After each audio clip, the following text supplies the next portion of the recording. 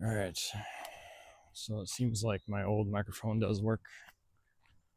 What a great boon that is, because I did not want to spend $150 or even more to get a better mic that would only do a marginally better job at recording. Seems like this mic is actually pretty decent, even though it was only like 20 bucks. So I'm going to keep on using it because, why spend $150 when all you need to do was spend 20 bucks? So, yeah, anyhow,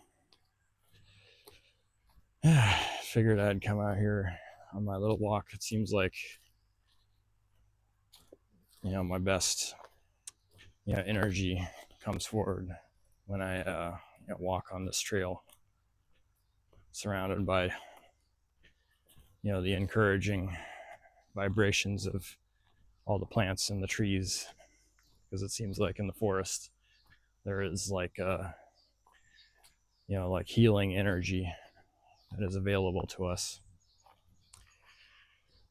because it's like uncomplicated energy that flows unimpededly.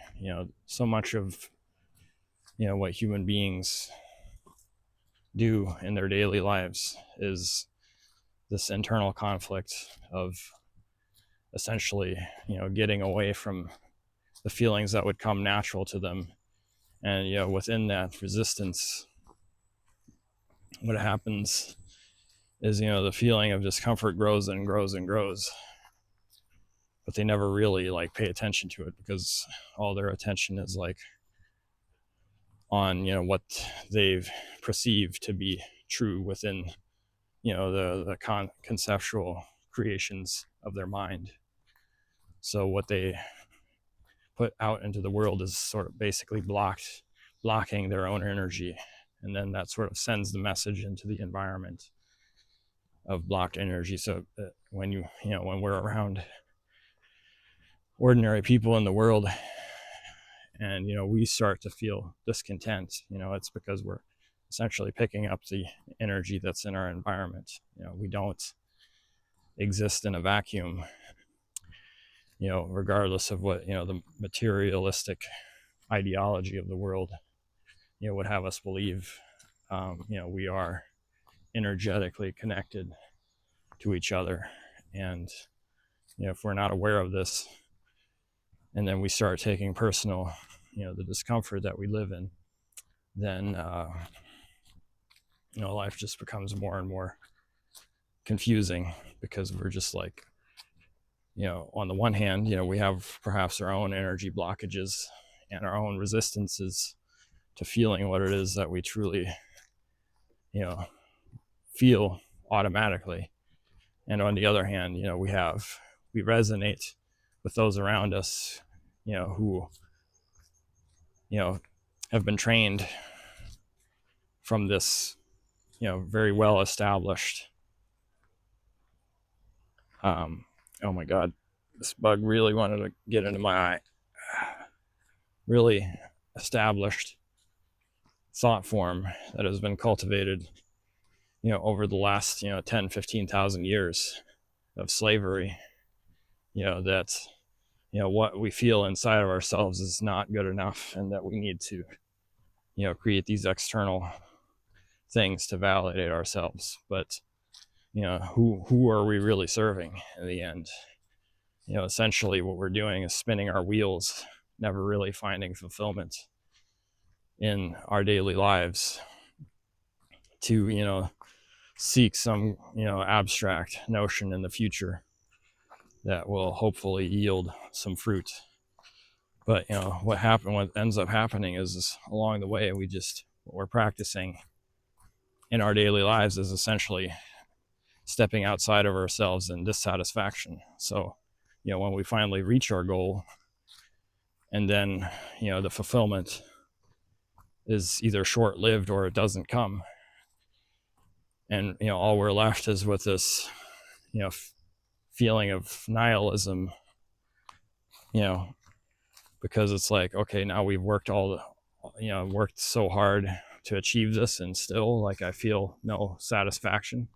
What is wrong? Well, the thing that is wrong is that we've practiced what we did to get there is essentially stepping outside of ourselves. So when we end up there, it's not like we suddenly step back into ourselves, because that's not what we've done energetically. And it's not really a matter of right or wrong. It's just what is.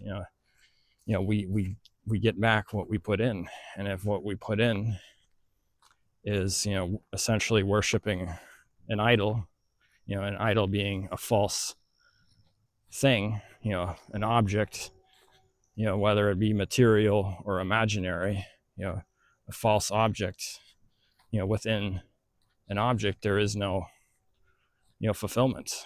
Fulfillment comes from within.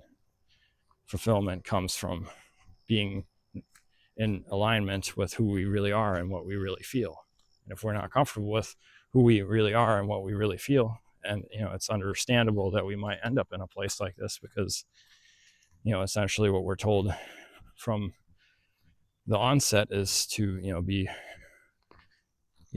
in subservience to forces that take us outside of ourselves, and to worship images and idols in all sorts of areas of our lives. The idols exist within every religion. Every established religion is filled with idols.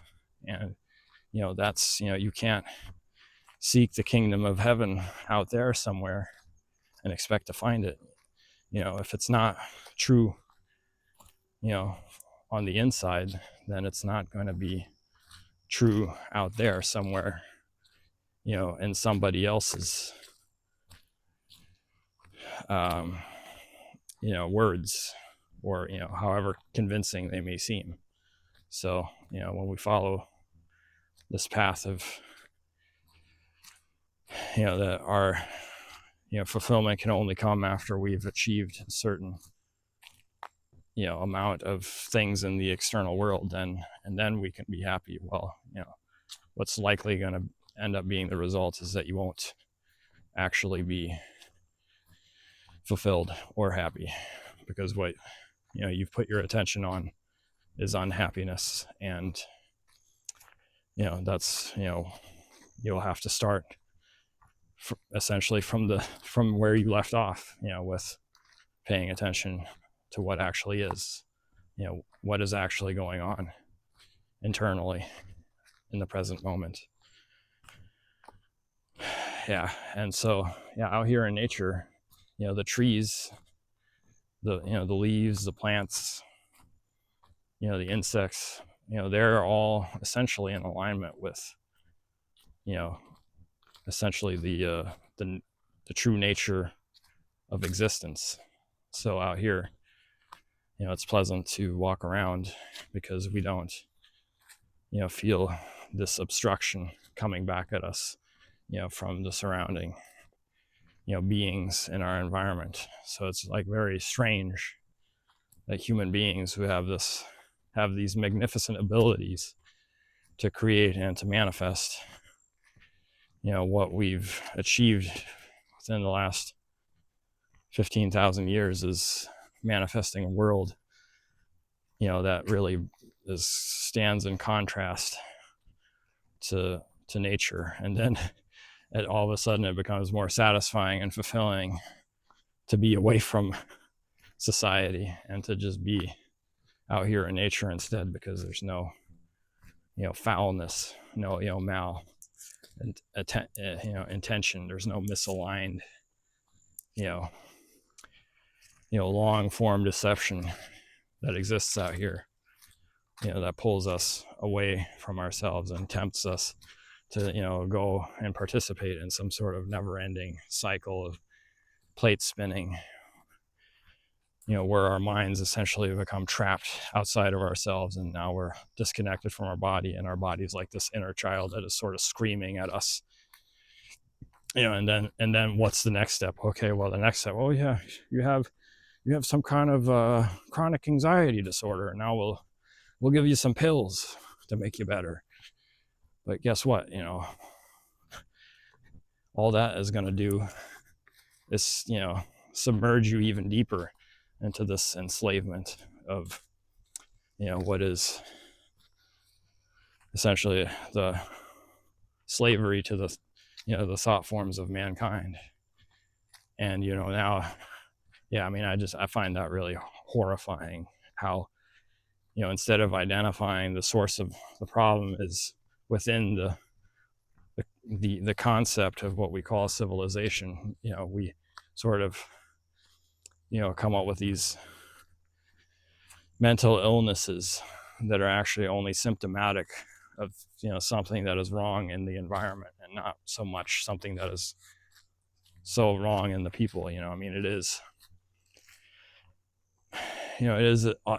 up to us as individuals, to protect ourselves, and to, not seek to divert our attention, through, these vices. And, now these vices are being sold to us as, medical remedies, when all they are really is, the same kind of drugs that have been used by people, as a means to escape from what, they're really meant to experience here on Earth.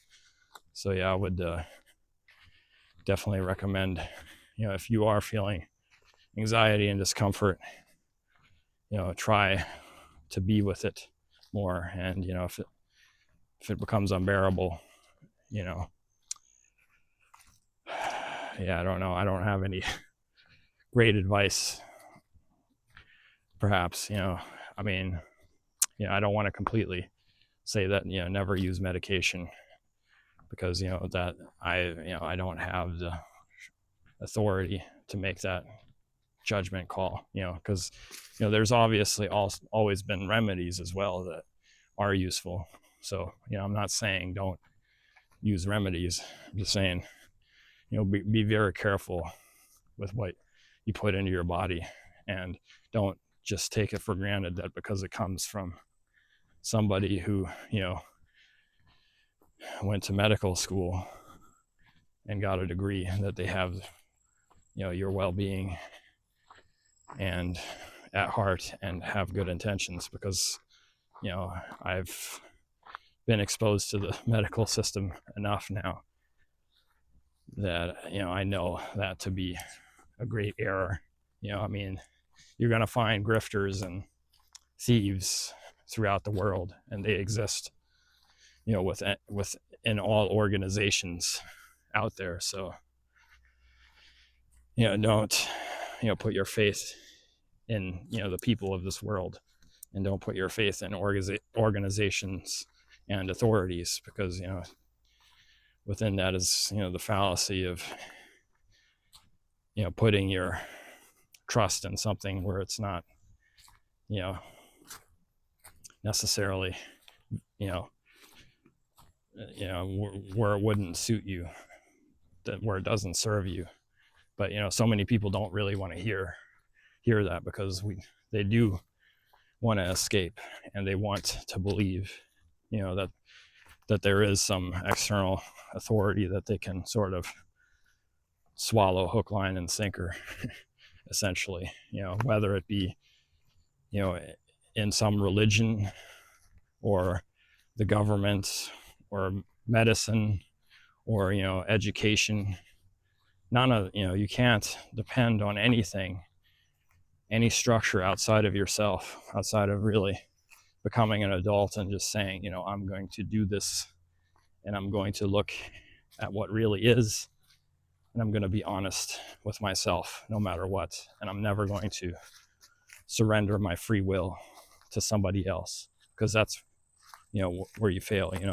It's good to listen to advice, and it's good to be a good listener, and to hear an idea through to its conclusion, but never take it, completely into yourself, where now you're saying, oh, because of this other authority, now I'm going to allow myself to fall asleep, and no longer make decisions in that area with, my own, intuition and with my own deductive reasoning, because that's where essentially that's sort of where the devil will get you. But the devil is not a living entity. The devil is sort of a dead voice that has been cultivated throughout the minds of mankind. At least that is my current sort of it's my current sort of intuition and experience of how the devil exists. He sort of exists as a shadow of humanity. He's not an evil that has any life of its own. It is sort of like a misaligned voice that doesn't have any life, but it seems very convincing because it's been so practiced for so long, and it's how so many organizations function. They function on this on bureaucratic somnambulism.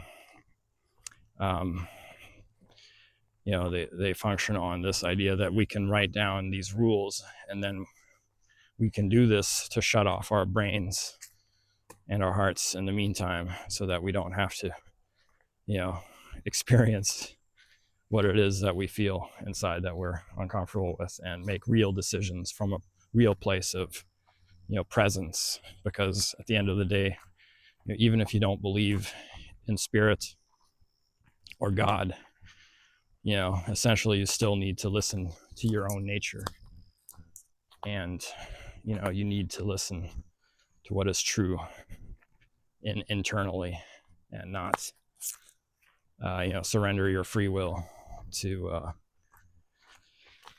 an algorithm of logic that seems appealing, because it's like, oh, we can just take all your troubles away from you, for a few easy payments.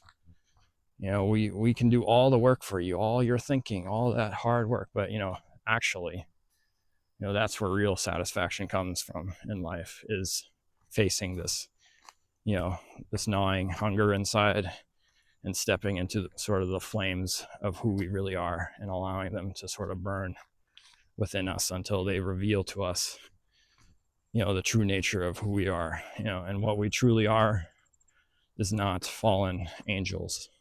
We are actually magnificent, as we are in the present moment. And when we function from anything other than what is true within our feelings, then we sort of lose sight of this, and we lose track of who we really are. And despair comes from when we feel the man no longer approves of us. And who is the man? The man is some external voice that first he gets us to follow his rules, and then he gets to tell us when we've fallen short from following those rules adequately.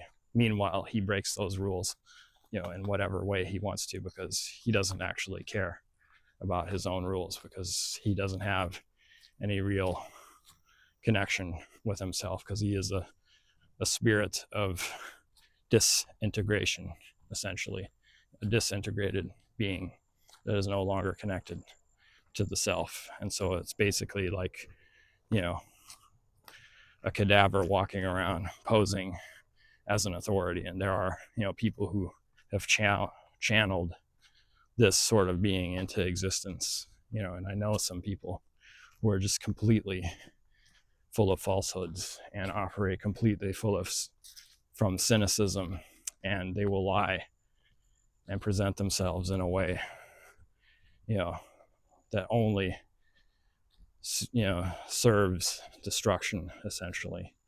I mean, it doesn't even benefit them at the end of the day. It may give them something in the short term, but so what they're doing is they're just like feeding this child within themselves that has never really been adequately trained to really be present, because it's like the only thing matters is ego gratification, and in the moment through pleasure, and then It's just like these people are like these constantly hungry, flesh-eating zombies, essentially, because they're not really alive, because they don't allow life to exist within themselves, because as soon as they get close to life, they dissipate life. So they're always looking for external sort of, put more into me, because I'm so hungry. I'm such a void, because the void within them has grown to such a profound extent, because they never allow, the source of life to flow through them.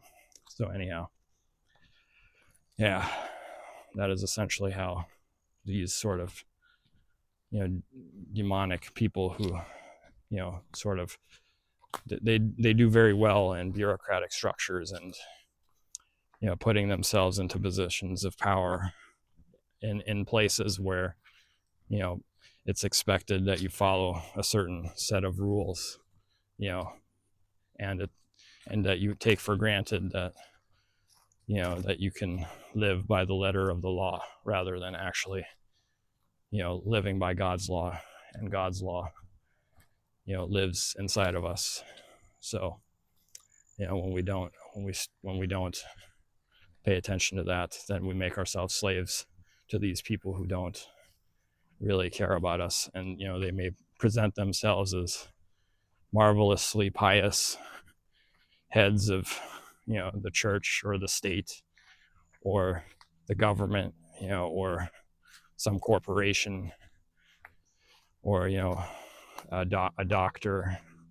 And, they try to bamboozle you with all their credentials and all this.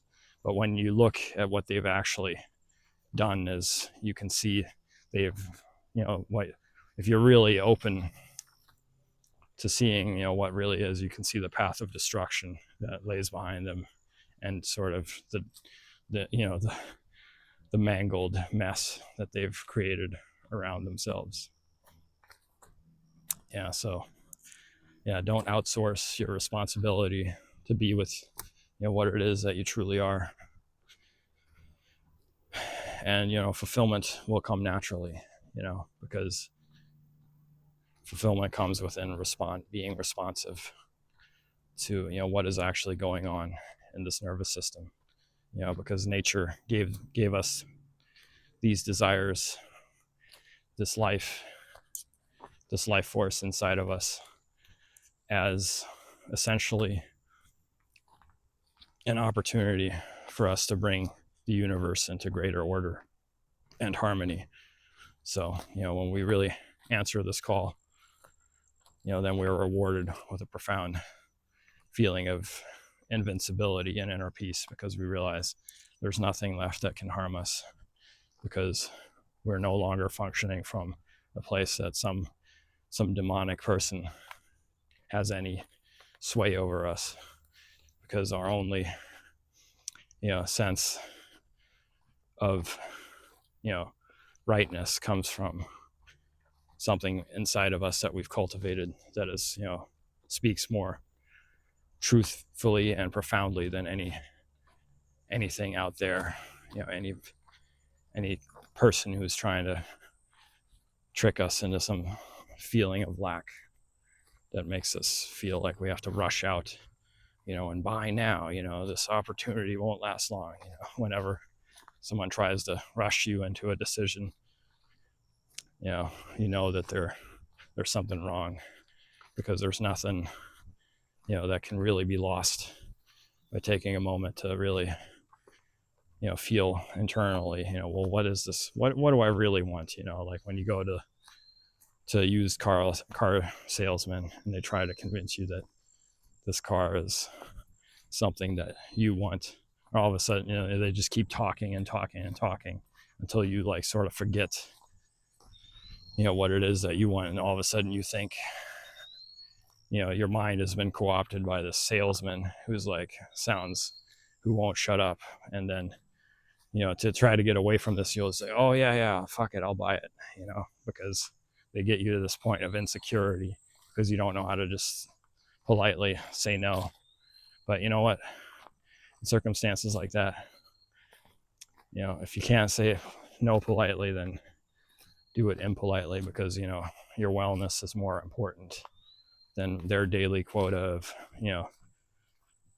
uh, you know, making people, ruining lives and making us miserable in the process. So yeah, don't be afraid to, you know, exit a situation and leave a trail of dust. You know, one of the lessons that I've learned, that, you know, from a friend of mine, you know, who did karate, is, you know, the first, you know, rule is don't be there, essentially. So, you know, if you see something isn't right in a situation, you know, keep your eyes open, because, you know, if you can avoid something from the beginning, you know, then it's on you to just not show up for that fight. You know, let those demons have, you know, their, you know, walk past you without ever noticing you, because you noticed them first. Anyhow, yeah, and that is, you know, the way predators will often get us, is they notice us before we notice them. But we need to be vigilant and have our minds, you know, awake enough to be, you know, to realize that we don't live in a safe world. We live, you know, in a place where we need to pay attention. We need to pay attention to what is. We need to keep an eye on our, you know, surroundings, and to, you know, detect threats before they can harm us or someone that we love. Anyhow, yeah, I think I'll just I'll leave it here. You guys have a good one. I'll see you again soon.